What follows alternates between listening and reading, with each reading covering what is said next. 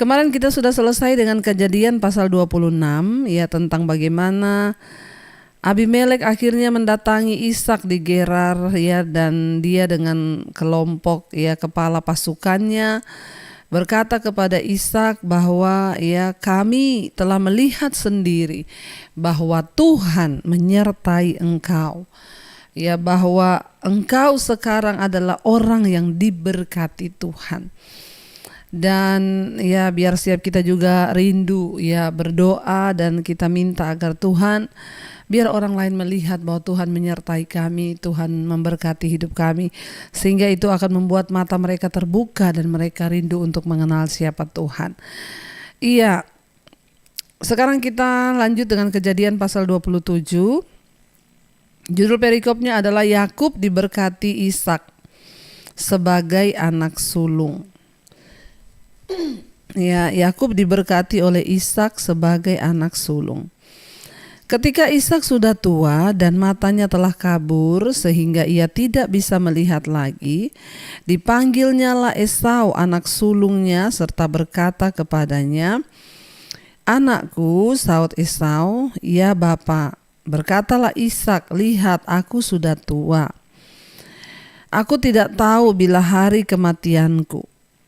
Maka sekarang ambillah senjatamu, tabung panah dan busurmu, pergilah ke padang dan burulah bagiku seekor binatang. Olahlah," ya, dikatakan, "bagiku makanan yang enak seperti yang ku gemari. Sesudah itu bawalah kepadaku supaya ku makan, agar aku memberkati engkau sebelum aku mati." Kita lihat di sini saudara ya. Akhirnya Ishak menjadi tua dan matanya sudah mulai kabur. Lalu dia memanggil anaknya yang tua yaitu Esau untuk pergi berburu ya, dan berburu seekor binatang kesukaanku, kata Ishak, "lalu olahlah itu bagiku supaya ku makan." Kita tahu bersama ya, Esau dan Yakub dikandung oleh Ribka, dua anak kembar, dan kita sudah membaca kisahnya bagaimana anak dua ini bertolak-tolakan di dalam perutnya. Lalu Tuhan berfirman, "Ada dua bangsa yang besar di dalam kandunganmu, tetapi anak yang sulung akan menjadi budak dari anak yang bungsu." Dan kita juga sudah membaca bagaimana Esau sudah menjual hak kesulungannya kepada Yakub, saudara.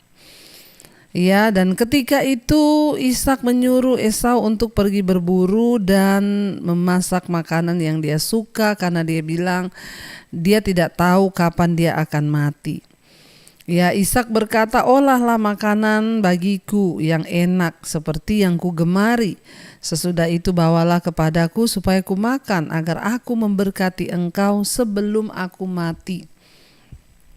Ayat yang kelima, tetapi Ribka mendengarkannya ketika Ishak berkata kepada Esau anaknya. Setelah Esau pergi ke padang memburu seekor binatang untuk dibawanya kepada ayahnya, berkatalah Ribka kepada Yakub anaknya, "Telah kudengar ayahmu berkata kepada Esau kakakmu, bawalah bagiku seekor binatang buruan dan olahlah bagiku makanan yang enak supaya ku makan dan supaya aku memberkati engkau di hadapan Tuhan sebelum aku mati." Ayat 8, "Maka sekarang anakku, dengarkanlah perkataanku seperti yang kuperintahkan kepadamu. 9, pergilah ke tempat kambing domba kita, ambillah dari sana 2 anak kambing yang baik, maka aku akan mengolahnya menjadi makanan yang enak bagi ayahmu seperti yang digemarinya. Bawalah itu kepada ayahmu supaya dimakannya agar dia memberkati engkau sebelum ia mati." Saudara, kita lihat di sini ya, ketika Ribka mengetahui bahwa Ishak sedang bersiap untuk memberkati Esau, ya, Ribka cepat-cepat membuat rencana untuk menipu Ishak ya, agar justru memberkati Yakub dan bukan Esau. Meskipun Allah telah memberitahu ya kepada dia bahwa Yakub akan menjadi pemimpin di dalam keluarga. Ya, dan Ribka berusaha menyelesaikan sendiri dengan berbagai cara. Ya, dia mengambil jalan untuk melakukan sesuatu yang salah untuk berusaha mewujudkan apa yang Allah sudah beritahukan ya akan terjadi. Bagi Ribka yang penting adalah hasil akhirnya. Walaupun dengan menghalalkan segala cara, tidak peduli betapapun baiknya tujuan kita, saudara, ya kita tidak boleh berusaha mencapainya dengan melakukan hal yang salah. Apakah Allah akan menyetujui ya hal-hal yang salah yang kita gunakan untuk mencapai tujuan kita? Kenapa Ribka melakukan hal itu? Karena Tuhan dulu pernah mengucapkan kepada Ribka, ketika anaknya terus berantem di dalam kandungannya, saling tolak menolak. Waktu itu Ribka berkata, kenapa engkau memberikan aku anak tetapi anakku di dalam perutku berantem? Untuk apa aku hidup? Dan saat itulah firman Tuhan berkata kepada Ribka, ada 2 bangsa yang besar dalam kandunganmu, tetapi anak yang bungsu itu yang akan aku pakai, dia yang akan menjadi pemimpin, dan anak yang sulung itu akan ditaklukkan oleh anak yang bungsu. Nah, mungkin karena Ribka mendengar itu, dia ketakutan ya melihat Ishak sudah bersiap untuk melepaskan berkat kesulungannya itu kepada Esau. Lalu Ribka memakai segala cara untuk melakukan tujuannya. Kita ingat juga kisahnya Sarah istri Abraham. Ketika dia mendengar janji Tuhan bahwa Tuhan akan memberkati Abraham dengan keturunan yang banyak. Lalu disitulah Sarah berpikir bahwa lewat pembantunya lah Abraham bisa memiliki anak. Ya, jangan mencoba menolong Tuhan, saudara, karena nanti akan ada konsekuensi. Ya, apapun itu, ya pasti akan ada sesuatu yang tidak baik ketika kita melakukan dan menghalalkan segala cara. Akhirnya dia menyuruh Yakub untuk cepat-cepat ambil saja kambing domba ayahmu yang ada di tempat di kandang kita, bawa ke sini biar aku yang masak. Ya, supaya dia melepaskan berkat itu atas engkau dan bukan atas Esau, ya. Lalu ayat yang ke-11 di sana dikatakan, lalu kata Yakub kepada Ribka, ibunya, tetapi Esau kakakku adalah seorang yang berbulu badannya, sedang aku ini kulitku licin. 12, mungkin ayah nanti akan meraba aku, maka nanti ia akan menyangka bahwa aku mau memperolok-olokkan dia. Dengan demikian aku akan mendatangkan kutuk atas diriku dan bukan berkat. Ayat 13, tetapi ibunya berkata kepadanya, akulah yang akan menanggung kutuk itu anakku, dengarkan saja perkataanku. Pergilah ya, ambil kambing-kambing itu, ya dia katakan. Lalu ia pergi mengambil kambing-kambing itu dan membawanya kepada ibunya. Sesudah itu ibunya mengolah makanan yang enak seperti yang digemari ayahnya. Kemudian Ribka mengambil pakaian yang indah kepunyaan Esau anak sulungnya, pakaian yang disimpannya di rumah. Lalu disuruhnyalah dikenakan oleh Yakub anak bungsunya. Ya, lalu dikatakan lalu ia memberikan makanan yang enak dan roti yang telah ya diolahnya kepada Yakub anaknya. Iya, saudara, jadi kita melihat di sini ya bagaimana Yakub itu bereaksi terhadap apa yang disuruhkan oleh ibunya. Seringkali itu juga terjadi dalam hidup kita, ya. Yakub bilang kalau seandainya dia tahu saya ini kan kulitnya tidak berbulu, tapi ya Esau itu berbulu. Tapi mamanya bilang nanti aku yang menanggung kutuk itu. Kita melihat di sini reaksi Yakub itu, dia lebih takut ketahuan daripada menanggung konsekuensi dari kebohongan. Sekalipun ini tercatat, tapi kita tidak boleh meniru itu karena akan ada konsekuensi di belakangnya, nanti kita akan lihat. Ya, jangan kita hanya khawatir mengenai ketahuan atau tidak, ya, tetapi mari kita berpikir bahwa setiap hal yang tidak benar yang kita lakukan itu akan mendatangkan akibat. Kalau saudara hari ini yang masih melakukan dosa, mungkin saudara yang berselingkuh, Jangan cuma takut, waduh nanti istri saya tahu atau tidak. Ngapain kita main kucing-kucingan? Kan Tuhan juga sudah tahu. Kenapa kita lebih takut kepada manusia daripada kepada Tuhan ya? Dosa apapun hari ini jangan cuma takut waduh nanti ketahuan, nanti orang ini tahu, nanti istri saya tahu, nanti suami saya tahu. Kan kita lupa seringkali bahwa Tuhan itu sudah tahu. Ya, dan akhirnya Yakub rupanya tidak peduli dengan penipuan yang direncanakan ibunya itu. Sebaliknya dia takut ya mendapatkan masalah kalau hal itu ketahuan oleh ayahnya. Ya, jangan hanya takut ketahuan ya, mungkin kita juga seringkali itu ya kita lakukan hal-hal itu. Tapi ingat, ada harga yang mahal pasti yang akan dibayar dari konsekuensi dosa. Lalu ayat 11 dikatakan tadi di sana ya, Yakub berkata pada Ribka ibunya, ya kakakku itu seorang yang berbulu, nanti bagaimana kalau ayah tuh tahu. Tapi ya Ribka tidak peduli, dia tetap menyuruh. Ya, dia bilang pokoknya sebelum ayahmu mati kamu harus mendapatkan berkat itu. Mungkin karena Ribka memang sudah tahu yang difirmankan Tuhan dulu kepada dia. Ya, Yakub ragu-ragu ketika mendengar rencana Ribka yang penuh tipuan, meskipun ia mempertanyakan alasan yang salah. Ya, tapi dia sempat protes. Ya, dengan demikian, ya memberi ibunya satu kesempatan mungkin untuk mempertimbangkan kembali, ya agar tidak melakukan hal yang salah itu. Namun Ribka sudah begitu matang, ya rencananya, karena memang kita tahu bersama, ya Yakub itu disayang oleh Ribka, sedangkan Esau itu disayang oleh Ishak, saudara.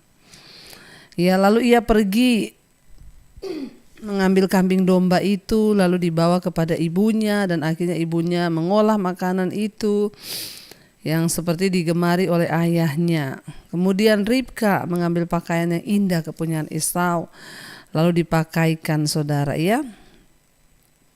Dan di sana dikatakan dan kulit anak kambing itu dibalutkannya kepada kedua tangan Yakub dan pada lehernya yang licin itu. Lalu ia memberikan makanan yang enak dan roti yang diolahnya. Bayangkan sampai kulit kambing yang dipotong itu dibalut ke tubuhnya ya Yakub, biar nanti kalau dipegang oleh Ishak ayahnya, karena matanya sudah rabun, ya dia tahu oh ini Esau, benar bulu tuh kulitnya itu berbulu. Ayat yang ke-18 di sana dikatakan, saudara, ya.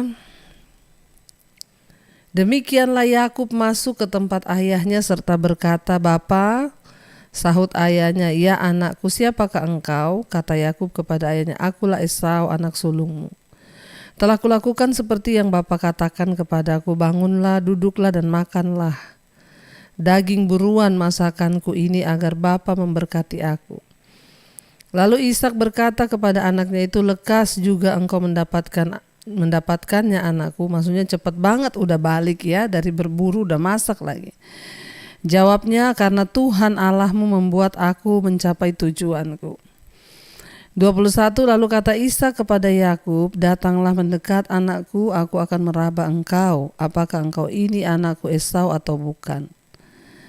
22 Maka Yakub mendekati Ishak ayahnya, dan ayahnya itu merabanya serta berkata, "Kalau suara Yakub, kalau tangan Esau." Nah, saudara ya, hampir ketahuan di sini. Kita lihat Ishak mendengar suaranya, kamu ini suaranya Yakub, tapi dipegang tangannya yang sudah dibalut dengan bulu kambing yang dipotong tadi. Dia bilang, "Tapi kalau tangan Esau, tapi kok suaranya mirip Yakub." Hampir saja ketahuan, saudara, di situ ya. Dan Ishak juga curiga, kenapa cepat sekali balik ya, disuruh pergi berburu, cepat sekali balik, bahkan sudah masak lagi, saudara. Ayat 23, jadi Ishak tidak mengenal dia karena tangannya berbulu seperti tangan Esau kakaknya. Ishak hendak memberkati dia, tetapi ia masih bertanya, "Benarkah engkau ini anakku Esau?" Jawabnya, "Iya." Lalu berkatalah Ishak, "Dekatkanlah makanan itu kepadaku supaya ku makan daging buruan masakan anakku agar aku memberkati engkau." Jadi didekatkannya makanan itu kepada ayahnya, lalu ia makan, dibawanya juga anggur kepadanya, lalu ia minum. 26 berkatalah Ishak ayahnya kepadanya, datanglah dekat-dekat dan ciumlah aku anakku. Lalu datanglah Yakub dekat-dekat dan diciumilah ayahnya. Ketika Ishak mencium bau pakaian Yakub, diberkatinyalah dia. Katanya, sesungguhnya bau anakku adalah sebagai bau padang yang diberkati Tuhan.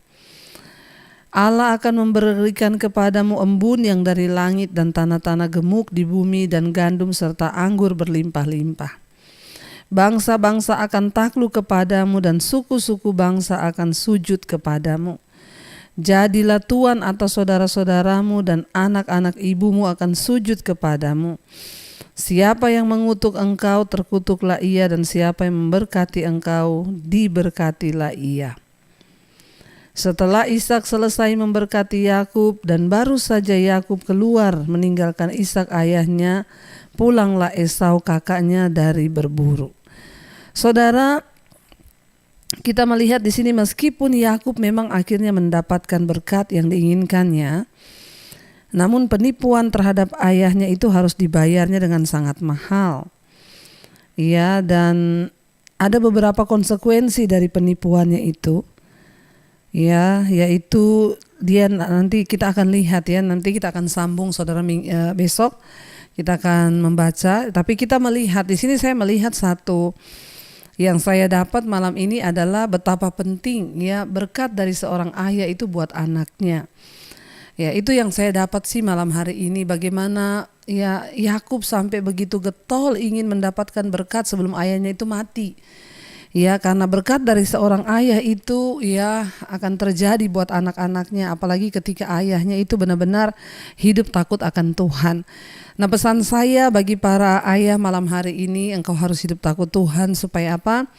Engkau bisa menurunkan berkat kepada anak-anakmu. Itulah warisan terbaik yang bisa diberikan oleh seorang ayah, bapa, suami kepada anak-anaknya, yaitu ya berkat yang dari Tuhan, hidup yang benar ya, sehingga anak-anaknya juga akan diberkati Tuhan.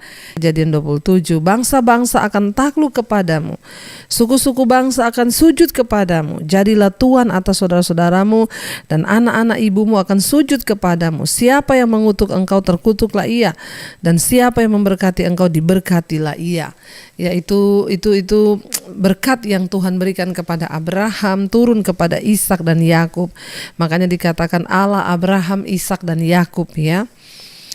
Ayat 30, setelah Ishak selesai memberkati Yakub dan baru saja Yakub keluar meninggalkan Ishak ayahnya, pulanglah Esau kakaknya dari berburu. Ya, kakaknya datang saudara dari berburu. Ayat 31, ia juga menyediakan makanan yang enak lalu dibawanya kepada ayahnya. Katanya kepada ayahnya, Bapa, bangunlah dan makanlah daging buruan masakan anakmu agar engkau memberkati aku. Nah saudara, akhirnya Esau datang.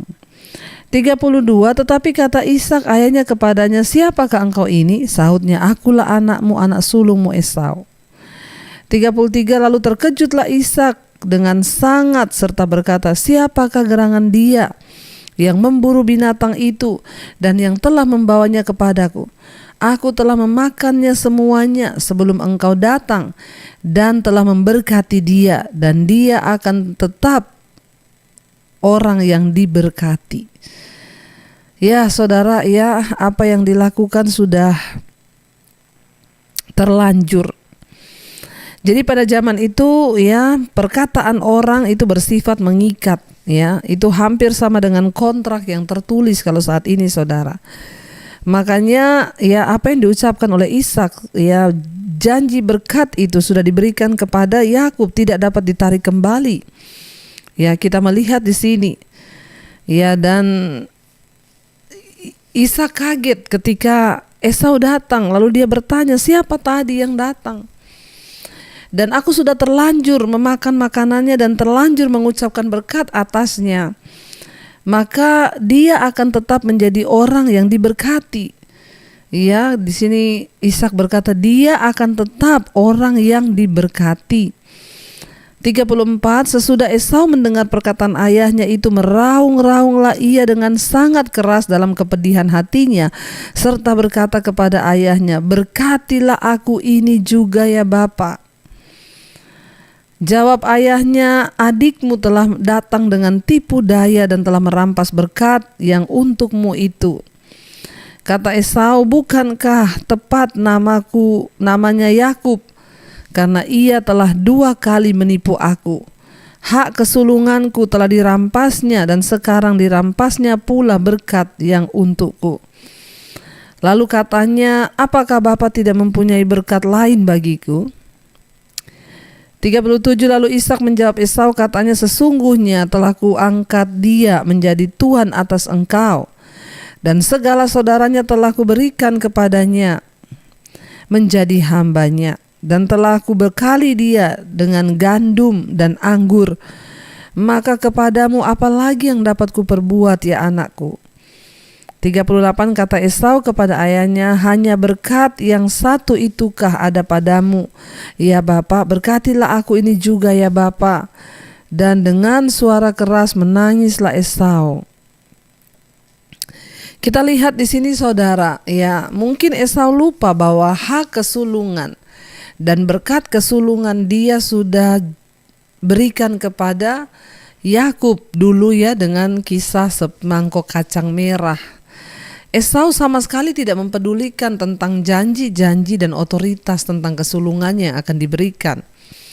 Sehingga ketika Yakub berkata, berikan dulu hak kesulunganmu, dia bilang, ambillah hak kesulungan itu. Dia berpikir itu hanya ucapan biasa, tetapi saat dia melepaskan hak kesulungannya dan menukarnya dengan semangkuk kacang merah, maka saat itu juga ya sudah hilang segala-galanya. Dan hari ini dia melihat itu terjadi. Ya, tanpa dia sadari, hati-hati saudara dengan apa yang kita ucapkan. Kita belajar. Ya, Esau sudah memberikan hak kesulungannya kepada Yakub, dan hari ini ya berkat kesulungan pun diucapkan oleh Ishak kepada Yakub, harusnya kepada Esau tetapi jatuh kepada Yakub. Sampai dia meraung-raung meminta agar ayahnya juga memberkati dia, tapi Ishak berkata, berkat apa lagi? Semua berkat sudah aku berikan kepada Yakub dan dia akan tetap menjadi orang yang diberkati. Ya, ayat 38, kata Esau kepada ayahnya, hanya berkat yang satu itukah ada padamu ya Bapa? Berkatilah aku ini juga ya Bapa.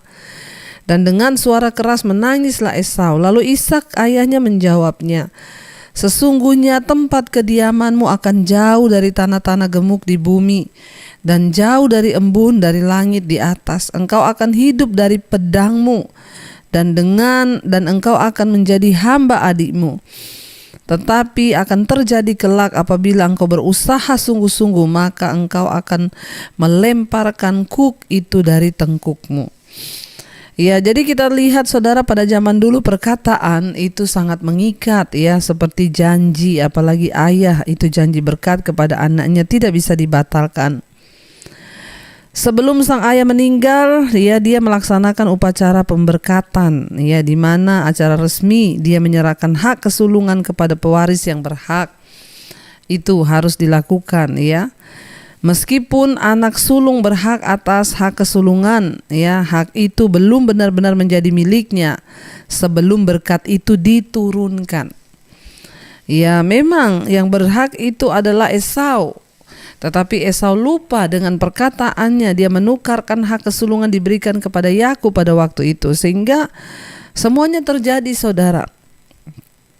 Ya, dan hak kesulungan itu tidak akan menjadi hak kesulungan kalau itu belum benar-benar diturunkan ya dari ayahnya kepada anaknya.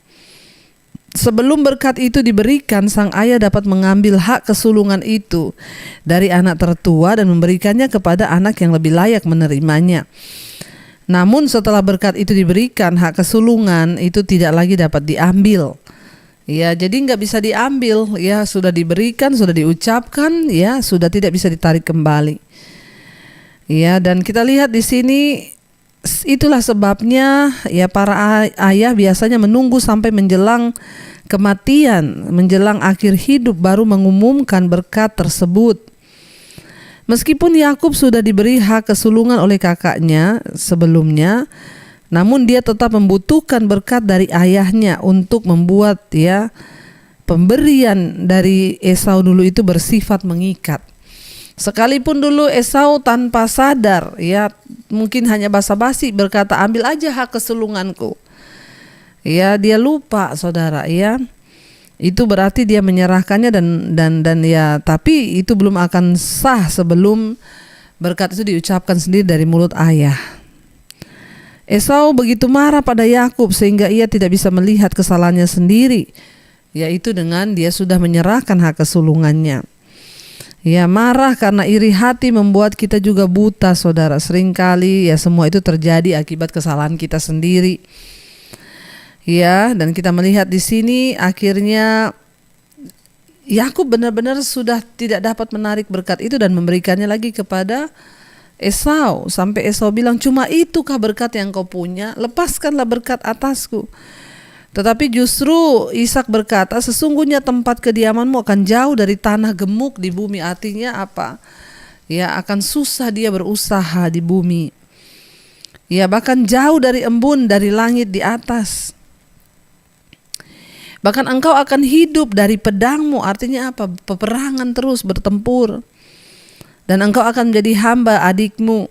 Tetapi akan terjadi kelak apabila engkau berusaha sungguh-sungguh, maka engkau akan melemparkan kuk itu dari tengkukmu. Namun kita percaya, apalagi kita yang sudah hidup zaman kasih karunia, ketika kita hidup dalam kebenaran, maka kutuk itu akan diputuskan. Sama dengan kesaksian ibu tadi, sudah gagal dalam pernikahan yang pertama dan sekarang mencoba mengerti kehendak Tuhan dan berusaha sungguh-sungguh hidup dalam takut akan Tuhan. Jika ibu sungguh-sungguh hidup dalam takut akan Tuhan bersama dengan suami, maka kutuk itu akan diputuskan dan ibu dapat meraih berkat dan janji Tuhan asal hidup dalam kebenaran. Ayat 41, Yakub lari ke Mesopotamia. Esau menaruh dendam kepada Yakub karena berkat yang telah diberikan ayahnya kepadanya. Lalu ia berkata kepada dirinya sendiri, hari-hari berkabung karena kematian ayahku itu tidak akan lama lagi. Pada waktu itulah Yakub adikku akan kubunuh. Ayat 42, ketika diberitahukan perkataan Esau, anak sulungnya itu kepada Ribka, maka disuruhnyalah memanggil Yakub anak bungsunya. Lalu berkata kepadanya, Esau kakakmu bermaksud membalas dendam, membunuh engkau. Ayat 43, jadi sekarang anakku, dengarkanlah perkataanku, bersiaplah engkau dan larilah kepada Laban, saudaraku di Haran, ke Haran. Dan tinggallah padanya beberapa waktu lamanya, sampai kegeraman dan kemarahan kakakmu itu surut daripadamu, dan ia lupa apa yang telah engkau perbuat kepadanya. Kemudian aku akan menyuruh orang menjemput engkau dari situ. Mengapa aku akan kehilangan kamu berdua pada satu hari juga? Kemudian Ribka berkata kepada Ishak, aku telah jemu hidup karena perempuan-perempuan Het itu. Jikalau Yakub juga mengambil seorang istri dari antara perempuan negeri ini, semacam perempuan Het itu, apakah gunanya aku hidup lagi? Saudara, yang akhirnya karena kemarahan Esau, saudara, kepada Yakub, dia berniat untuk membunuh Yakub. Dia bilang, nanti kalau pas saat kematian ayah, tunggu ayah mati, aku akan membunuh dia. Dia tidak lagi bisa melihat kesalahan dirinya sendiri, tapi dia marah. Lalu ketika Esau kehilangan berkat, keluarlah keluarganya yang sangat berharga tiba-tiba berubah. Tadi bagi dia keluarga itu sangat berharga, tetapi kemudian semuanya berubah menjadi kebencian. Esau bereaksi dengan marah, dia memutuskan berniat jahat untuk membunuh Yakub. Saudara perhatikan, bila kita kehilangan sesuatu yang sangat berharga, atau bila orang lain berkomplot melawan kita dan berhasil, marah itu adalah reaksi yang pertama terjadi, dan itu memang alamiah. Namun Ya, kita dapat mengendalikan marah itu. Jangan sampai karena marah kita mengambil tindakan yang bodoh. Ya, mari kita kendalikan reaksi kita ketika kita marah. Lalu kita berdoa kepada Tuhan, minta kekuatan agar dicegah melakukan hal-hal yang tidak benar. Ya, mintalah pertolongan kepada Tuhan ya, agar kita mendapat kesempatan-kesempatan yang baru. Ketimbang kita marah lalu ingin melakukan kesalahan dengan mencederai orang lain. Ya. Kita melihat di sini ya, akhirnya Ribka menyuruh Yakub pergi ke Haran kepada saudaranya yaitu Laban ya. Dan inilah harga yang mahal, saudara. Ya, tadi kita sudah membaca. Ketika Yakub ya berkompromi dengan ibunya Ribka mendapatkan berkat dengan menipu ayahnya, maka dia harus menanggung konsekuensinya. Yang pertama, dia tidak bisa bertemu dengan ibunya lagi ya, dengan ayahnya. Dia harus pergi karena ya Ribka menyuruh dia pergi, karena Ribka bilang, aku tidak mau kehilangan 2 anakku kalau kamu bunuh-bunuhan. Ya, dan yang kedua, akhirnya dia mendapat ancaman oleh kakaknya sendiri akan dibunuh, saudara. Lalu kita melihat nanti yang ketiga, tabur tuai. Dia sudah menipu Esau dan kemudian nanti dia juga akan ditipu oleh Laban, calon mertuanya sendiri ya. Lalu keluarganya juga hancur, akhirnya tercabik-cabik ya oleh percekcokan gara-gara penipuan itu. Ingat saudara, dosa itu selalu ada konsekuensinya. Dan Esau menjadi pendiri dari suatu bangsa yang akhirnya saling bermusuhan dengan Yakub. Ya, bahkan Yakub akhirnya harus diasingkan dari keluarganya selama bertahun-tahun. Ya, dan ironisnya Yakub bagaimanapun juga ya pasti menerima hak kesulungan dan berkat itu. Jadi ya saudara, bayangkan betapa akan berbeda hidupnya seandainya dia dan ibunya mentaati Tuhan, bekerja menurut cara Tuhan sampai benar-benar hak kesulungan itu mereka dapatkan dengan cara Tuhan. Ya dari sini kita belajar banyak hal, saudara. Akhirnya Ribka juga menanggung kesedihan, tidak lagi berjumpa dengan anak yang dia kasihi karena mau terjadi bunuh-bunuhan. Di dalam keluarga-keluarga pun seringkali terjadi hal seperti ini, kakak adik berantem berebut mungkin gara-gara harta. Ya, lalu mau terjadi bunuh-bunuhan, lalu akhirnya orang tua lah yang jadi korban. Tapi sebagai orang tua pun kita harus bijaksana.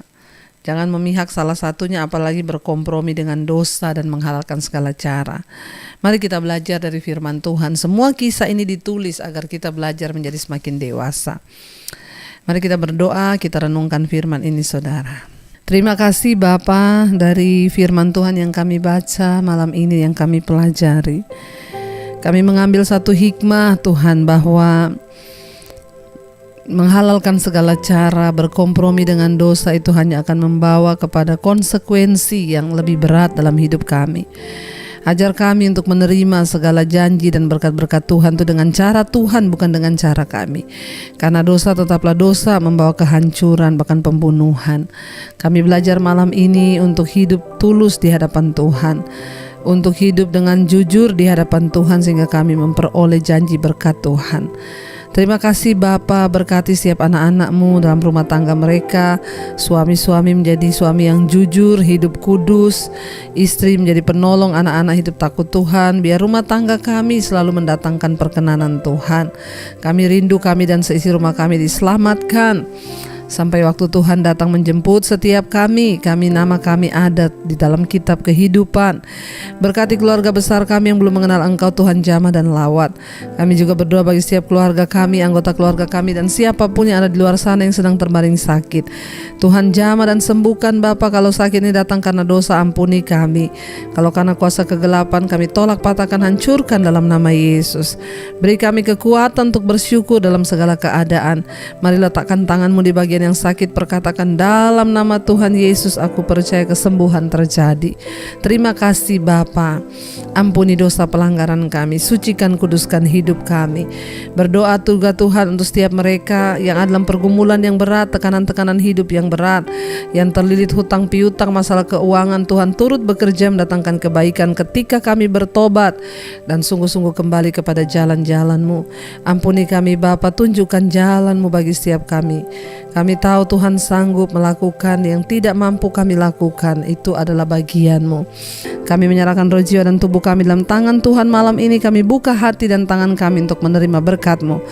Diberkatilah Engkau dalam hidup-Mu, diberkati rumah tangga-Mu, diberkati pekerjaan-Mu, diberkati kesehatan-Mu, diberkati keuangan-Mu, dan Engkau akan menjadi berkat bagi banyak orang. Karena itu terimalah kiranya berkat dari Allah Bapa, cinta kasih Tuhan Yesus Kristus, penyertaan Allah Roh Kudus mengalir atas hidup-Mu mulai hari ini bahkan sampai kali yang kedua Tuhan Yesus datang menjemput kita.